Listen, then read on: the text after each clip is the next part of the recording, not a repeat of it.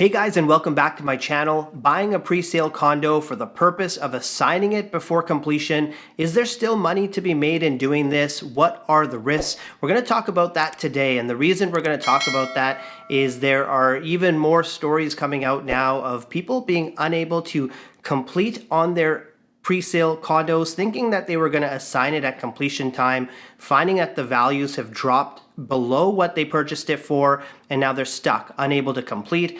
This isn't just a Vancouver story. This is happening right across Canada, Toronto as well. I can tell you in downtown Vancouver, there is a luxury tower that has been struggling with this over the last 6 to 8 months, where people purchase these units at pre-sale time for premium prices.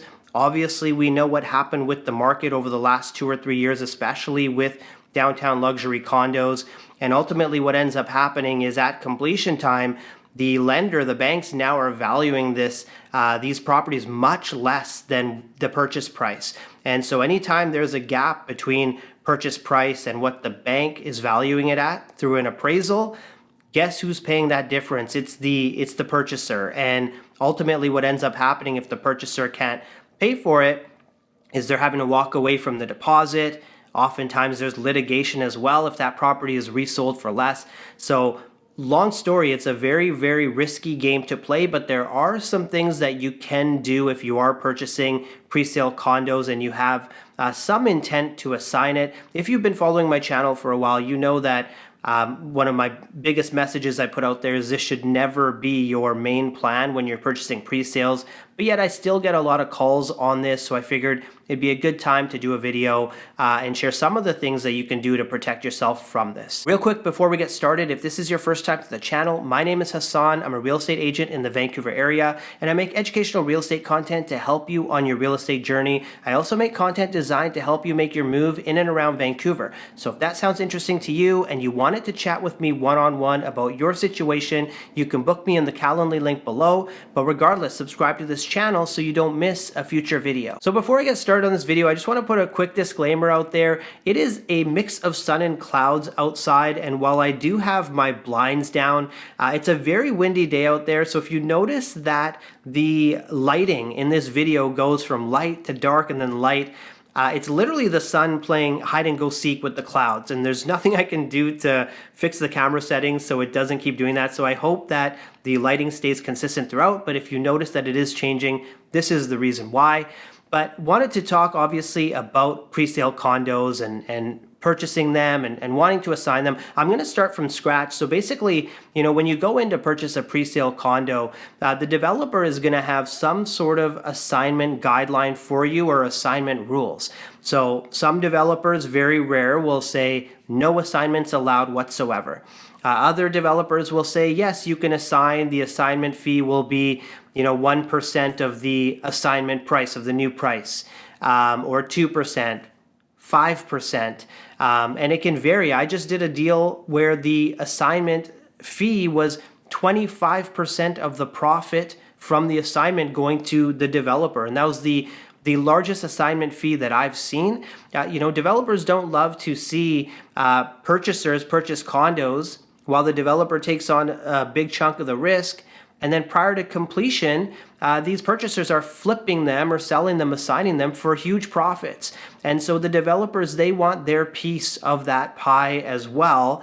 If we look back over the last 4 or 5 years, the stuff that was happening in Brentwood, if you're familiar with Brentwood and Burnaby, there were a lot of properties there where people were purchasing them at pre-sales. And even the one bedrooms, they were able to sell them at 6-figure profits before even completing on the property. And the way the assignment works is you're not actually selling the property, you're selling the contract itself. So after what happened with Brentwood, Burnaby, and some other areas as well, people got really excited about buying pre-sales for assignments, and so they purchased the condos. Perhaps they're not thinking long and deeply about the purchases they're making.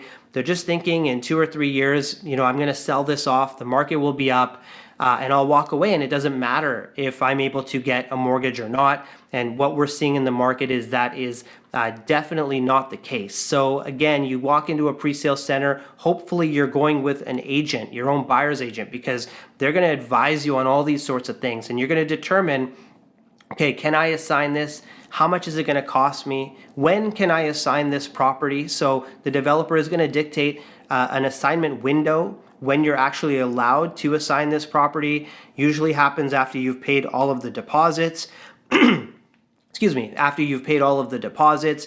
And then they can also shut off the assignments as well. As they get closer to completion, they'll say, we're done, we're not going to do it. So the whole thing about pre-sale assignments, and actually they also will say you can't put them on the MLS. So they are a lot tougher to market as well for agents. So there's all these things that kind of, I would say they work against you a little bit if you're purchasing a pre-sale for the purpose of assigning it. But suppose you walk into a pre-sale center and you choose a project because you ultimately want to assign it. You've looked at the assignment fees, etc. One of the things to keep in mind is that when you look at pre-sales, all of these pre-sales, I'll say the majority of them, they'll have some sort of introductory offers. They'll have some sort of offers for purchasers to try and entice you to buy, right? So that might be things like 0% assignment fee, might be decorating allowance, some sort of credit, purchaser incentives. Excuse me.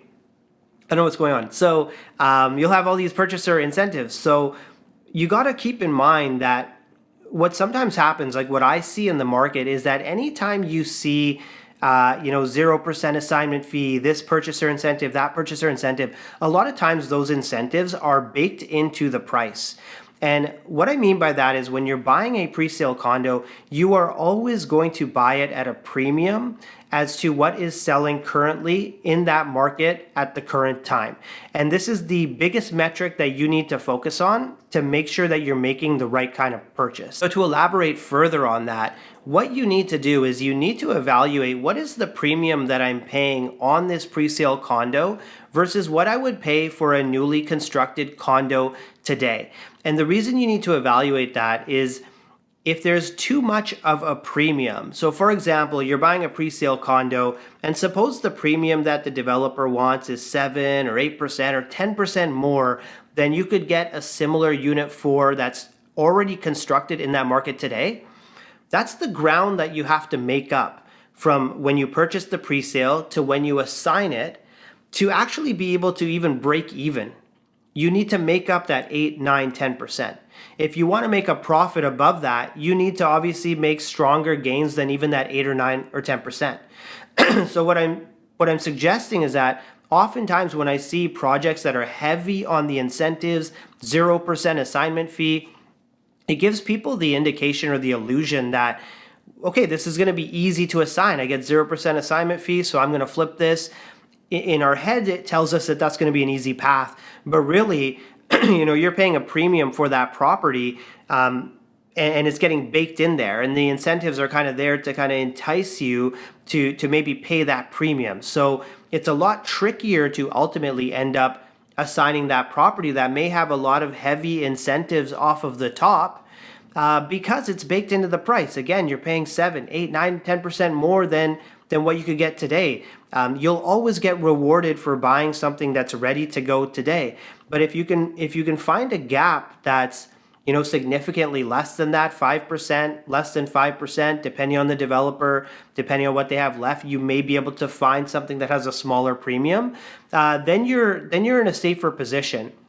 But what has happened over the last couple of years is people are paying these heavy premiums because they're looking back at the past and saying, wow, my friend made, this much money flipping an assignment, I'm going to do the same thing. And they're not thinking long and hard about the actual property they're buying, the value they're buying it at, and where exactly will the market go. The other thing I would suggest as well is if you're looking for a condo, pre-sale condo, for the purpose of flipping it, again, I don't advise that you do this, but one of the better things that you can do for yourself is to find a pre-sale project that completes well into the future. Because the longer amount of time you have before completion happens, the longer amount of time you have for the market to go up in value.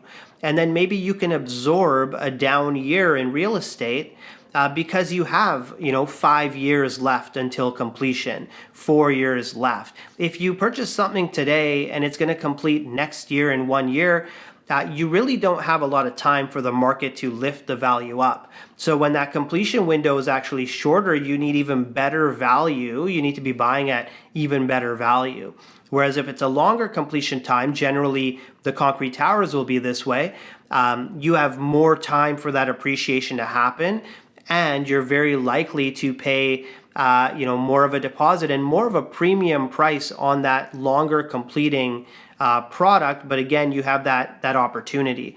One of the other ways that you can protect yourself, again, if you're intent on purchasing a pre-sale condo, you want to sell it before completion, you need to have a plan B to complete always. And oftentimes what developers will do, you'll want to look into this, is they'll allow you to assign the property to a family member for a reduced assignment fee very often, right? So they'll say, 3% assignment fee if you're assigning it to anybody else, and a $1,500 assignment fee if you're going to do it with a family member. Make sure there's some sort of make sure you have something in there that you can assign to a family member or add on a family member. Oftentimes you can negotiate this at the start. An addendum can be created saying I can assign to, this name, this name, this name, and it actually helps both parties. It helps you as a purchaser. It helps the developer as well, because they want you to complete on it too. So if you get to completion time and all of a sudden the mortgage is challenging, you can bring on a family member. Developer's happy. It's very easy administratively for them. You're happy because you're not losing your deposit, and away you go. So there's different things you can do to protect yourself when you're purchasing these pre-sale condos to kind of structure that agreement as much as possible to assist you if you are going to look to assign that property. Now, I mentioned off the top the Vancouver situation with the luxury tower. Ultimately, what happened with this developer and what some developers are having to do is when these buyers cannot complete, is they're having to turn themselves into lenders. Because, again, the option is that the purchaser, they lose their deposit, the developer takes back the unit, they go to resell it. In today's market, they're going to sell it for, much less than what the first purchaser paid. So they have to go through that whole sales cycle only to sell it at a lower price. And now they can litigate against the first purchaser to make up that difference, but litigation is costly too. And all of this takes time. Time is money. So developers in certain instances are being forced into becoming these short-term lenders, really tough on their pocketbooks, on their capital, because that was never part of the plan either. So, keeping in mind that it's in everybody's best interest, obviously, for that property to close. It's where the challenge comes up is when you buy today, you buy it at too much of a premium. The market goes down. You didn't leave enough time for completion. Again, you paid too much of a premium, and now the bank comes in to do their appraisal before they give you the mortgage, and they say it's worth $100,000 less than you purchased it for. And the way the lender looks at it is they'll say they do it based on loan to value. So we'll give you 80% of the value, for instance, and if their value is deemed lower now, the amount of money they're going to give you is less, and now you're scrambling around trying to get additional funds to be able to put down to be able to complete the purchase. So again, the biggest takeaway that you can take from this video, in my opinion, one of the largest ones, is you never walk into a pre-sale center alone, or you never do it without representation. I've personally had clients call me after they've gone to the sales center. They'll call me when they leave and they'll say, hey, could you be my representation here? I saw a unit I like, but I want it for investment. I want it for rental. Does it make sense to go with this one or that one? Can you review the disclosure? Don't ever walk in on your own and think that the sales staff is going to protect your best interest. They are there. They are mandated to protect the developer's best interest. That's why they are there. So always make sure you have a real estate agent, a buyer's agent working for you, even in pre-sales, even with sales centers where you see the friendly staff in front of you. You need to have your own representation because, again, they need to structure this deal as they can, as flexible as they can for your scenario. If you say, look, I don't want to assign, I'm going to complete on it, I'm going to rent it out, we may choose to look at a completely different unit than something that you may be looking to sell very quickly. In fact, we would be, because there's different types of units that are historically better for different purposes. And again, the sales staff is not gonna share this with you. In fact, they are likely to, put you towards a unit that they have more quantity of, or they don't have a lineup of people that want a certain floor plan. They'll probably, try and push you towards another floor plan. Work with an agent. Again, my message, if you've been watching my videos for any period of time, I've never been a fan of people buying pre-sales only to assign. You have to have another plan. You have to have an ability to complete.